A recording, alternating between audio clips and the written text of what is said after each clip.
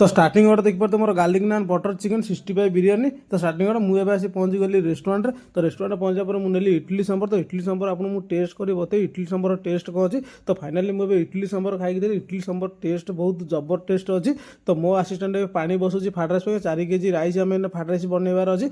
तो मुझे पियाज फियाज कटिंग कर मत सेटिंग फेटिंग लगार अच्छी 12टा पूर्व मत सेटिंग लगार अच्छी। तो मो वीडियो भल लगे गोटे लाइक गोटे शेयर गोटे कमेंट करूँ। Restaurant style mini mini blog नहीं आती। तो फाइनाली देखिए तो मो सेटिंग पूरा रेडी है क्या 12टा पूर्व मत रेडी सब करा पड़े क्या 12टा पर मोर अर्डर पड़े।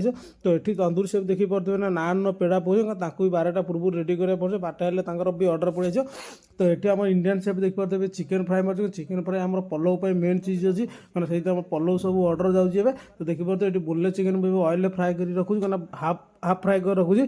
तो मसला वसला पोटिंग गिटिंग कर सब रेडी कर देती क्या हाफ फ्राए कर रखी। तो अर्डर आसो आम फुल फ्राए कर मारू।